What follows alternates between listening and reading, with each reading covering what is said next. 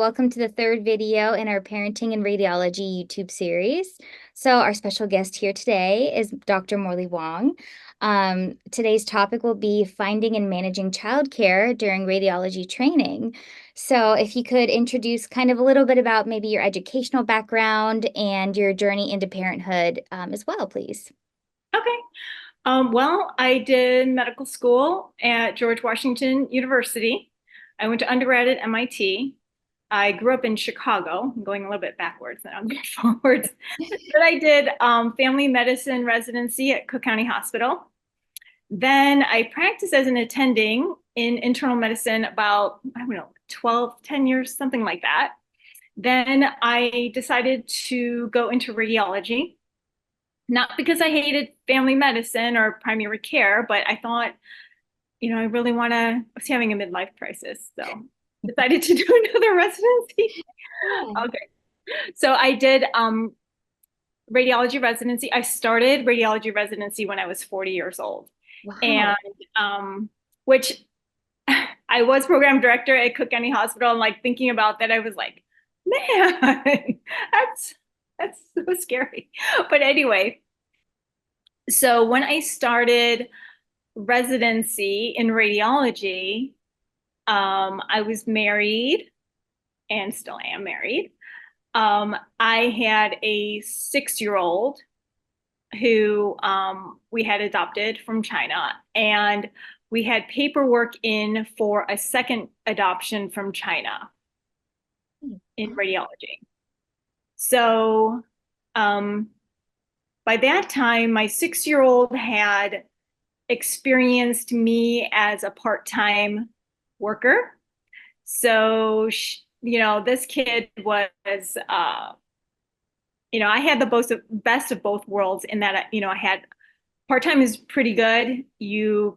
I felt pretty good as a mom and doing an adequate job in general. And then I also got the satisfaction of interacting with adults and working. Thank you. Then I went into residency. That's Yeah. all good. And then expecting my second child. Um, yeah, the second child, you really can't tell with the paperwork like how long it's going to take. I think I matched with my first child 3 months after our paperwork was in. The second child, I feel like it might have been 2 years. So I think the second child was supposed to be there before residency started, and that was the whole plan. But you can't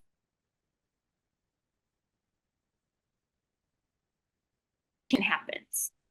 Yeah. I remember. I think back then we didn't have we only had like 3 separate exams. The first one was physics. So I remember having my physics test scheduled for some time in August, I think. And that was when we were told by our adoption agency that we had to go to China and pick this baby up. It Okay. was coincided with the physics exam. And I had to tell the agency that I have a physics exam coming up and I can't pick up my baby. And I'm like, I know how ridiculous this absolutely sounds. I figured, I'm like, this kid has been in her foster family for 9 months, an extra 2 weeks. Hopefully, it won't kill her. Right. And the adoption agency said, I think you need to think about your priorities. And in my head, I want the baby.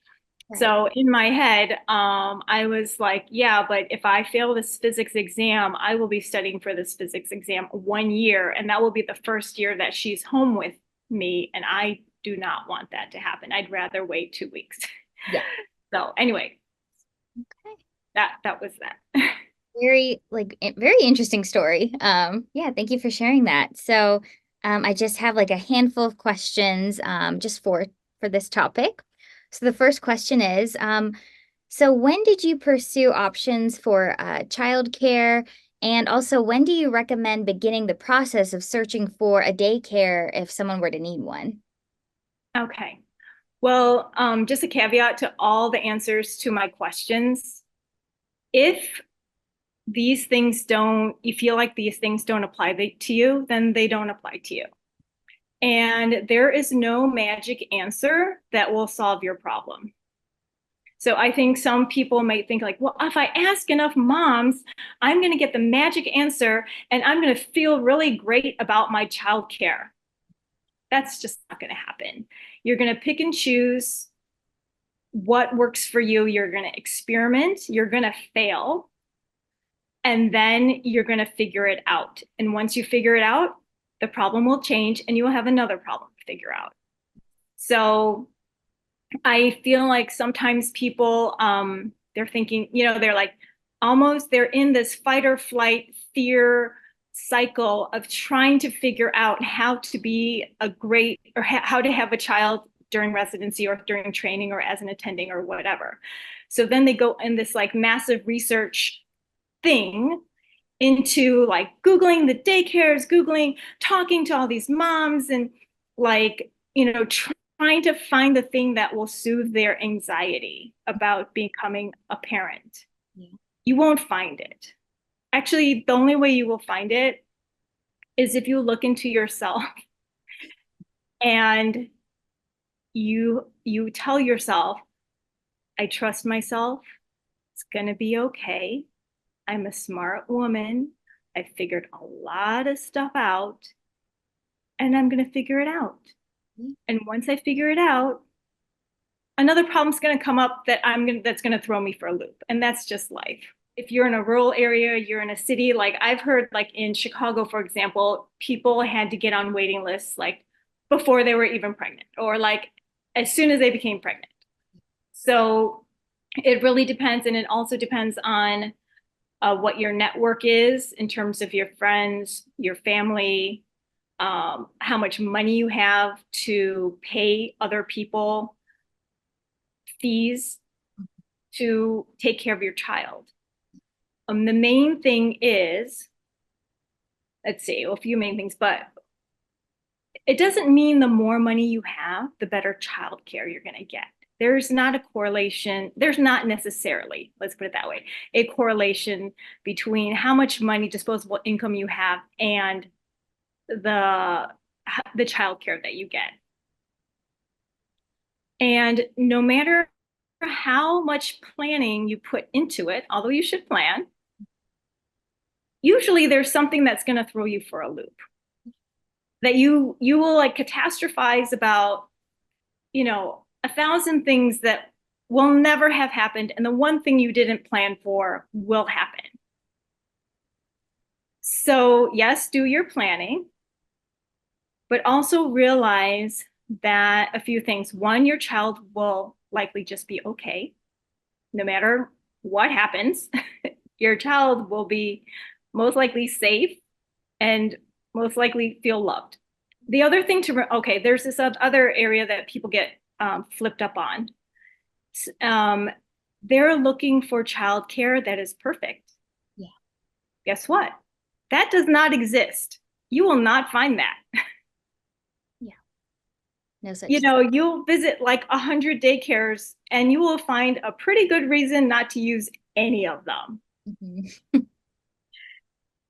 So there will be no perfect daycare. There will be no perfect nanny to stay at home with your child. You need to find a place that is good enough. Mm-hmm. And you will also need to be a parent that is good enough. And even your spouse will not be perfect, but you need rest. Your mother-in-law will not be perfect. She may irritate you. She may do things that you think will cause brain damage to your child. And I'm just making a joke. I mean, of course, you really don't think that. Mm-hmm. Yeah. Why would she do that? Why would my babysitter do that? Why would my husband think that that's acceptable? Yeah. So you got to figure out what's acceptable to you. You need to communicate that to the provider of daycare. You need to, other people around you, they're not mind readers. Yeah. And the way you grew up is not the way they grew up. So something that is unacceptable to you is not necessarily unacceptable to them. But if it's something that is how you want to raise your child, you need to communicate that and be open to that fact that other people may not agree. In terms of money, sometimes it becomes more cost effective to not use daycare if you have more than one child. So you just do the calculations and see what works for you and what makes you feel comfortable. I would say also trust your intuition. There will be times, like say there's a babysitter. She's gotten like the Golden Globe Awards for babysitting and, did great at some lady's house where their children went to some great school eventually in college. Trust your intuition. If you don't like her, don't go with her. Your 10 friends think she's the greatest thing. You don't like her, don't use her. Trust yourself. Trust what your body's telling you. She gives you the heebie-jeebies. You don't know why. It doesn't matter. You don't like her. That's fine. Yeah. Yeah, so I like the responses kind of focusing on tailoring things to your needs and focusing on yourself and your own family's unique needs. Because I think with being everything online, people get really overwhelmed and kind of, like you said, anxiety ridden about all of these resources. So kind of the second question here is, I know we talked about like, so how do you find backups in case, let's say, your primary means of, your daycare falls through or your nanny falls sick or something like that? Kind of what strategies did you use to find a backup? I think I relied on family Yeah. until it just was too much for my family to handle. So an easy backup is like, say, my mom. She was an easy backup because in 1 second she'd be over. But if I rely on her 100% for my daycare needs, it's hard to find a backup for my mom because not that many people is like, I'm going to come over in 5 minutes. Sure, I'll be coming over in 5 minutes. Mm-hmm. So what I did was I think we had daycare. We hired a nanny just online on one of those, just from a website. We interviewed a few people. I mean, some of them were strange, you know. It's like one lady, she looked at my two kids who were wrestling. She was like, do they always do that? And I'm like, okay, my kids are not for her. That's not a good match. So you have to kind of go through some failure. Yeah. Do your vet, and at first I think these are people off the internet. You don't know. So I think the first few times I was at home, somebody was at home while they were all together, maybe, and then it would start it off, I was at home, and not everyone has to do it this way. It's just what I did. And then I would go out to run an errand and then come back. And then, they gained my trust. I have to vet them. Mm-hmm. First through their paperwork. I also called like other people who, who had used them as babysitters. And then I would also, someone else gave me good advice. It's like, give them a regular schedule, even if you don't need them, which is you're giving them an income and they rely on you. And like, for example, date night, say I had date night on Friday nights. Okay, come on every date night. Are we going to go out on a date? I don't know. Maybe my husband's at home and I'm running an errand. But because if you try to arrange a date night for a real date night and call someone out of the blue, it's going to be harder to arrange. Yeah. Those are some unique strategies I actually haven't heard of. So that's really interesting. We touched on cost a little bit because I know childcare is pretty expensive. So what strategies did you use or do you recommend, to fund childcare? Well, for me, like personally, I was an attending before I was a resident. So I had money saved up and I was ready to go through all of that. So of course, you can save money with family. Be open to non-career and paid career women, because those were my some of my best resources. Yeah. And like some of them they'd call it, be like, hey, did you know Friday was Teachers Institute Day? And in my head, I'm like, are you kidding me? Another one? Are you, and then they would do the play date. So during the week, like when some weird, like to me, I'm like, if it's not a major holiday, I don't know about it. It's just not in my brain, Mhm. especially all these Teacher Institute days. And so my kid would go to their house for that, and they would have like say snacks after school, and they would play and have fun, and then I would get my own kid at the end. But to me, the trade-off was like on the weekends, I would take their kid and be like, hey, does so and so want to go to the Shed Aquarium and to Chinatown for hot pot afterwards? Like sometimes I feel like some of the stay-at-home moms, they're very cost conscious because only one family member is working.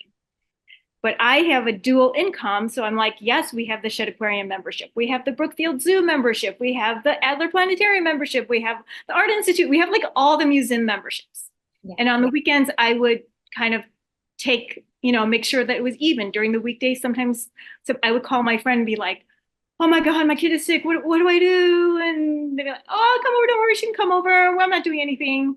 Yeah, see, I've never heard of these strategies. So it's important too, like you said, to reach outside of like medical people because they could be Oh, very for helpful, sure. you know. Your doctor friend, they're at work too. They can't help you. Yeah, it's like you know?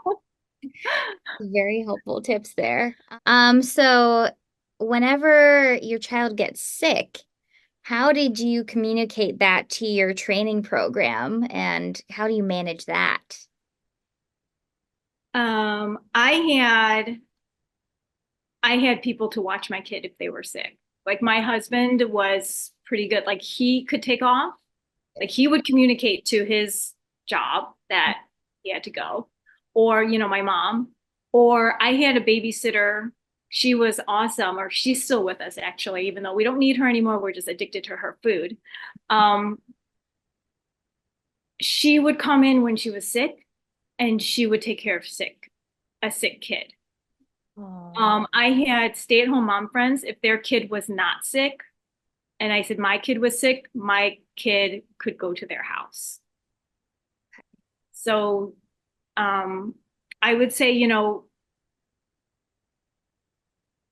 feel free to, I think that one of the hardest things is to be vulnerable and be okay if somebody says no to you. So, which means like, I think sometimes people are afraid to ask, yeah. to show in quotes weakness that, hey, I don't have it all together. I don't know who's going to watch my kid. I'm in a bind. I need help. Like all some is for some people, or actually many, I would say many physicians, women physicians, any physicians, asking for help is to us interpreted as a sign of weakness, which it is not. It's actually a sign of strength that your self-esteem is so intact that you're not afraid to look weak in front of other people because you are so sure of your strength.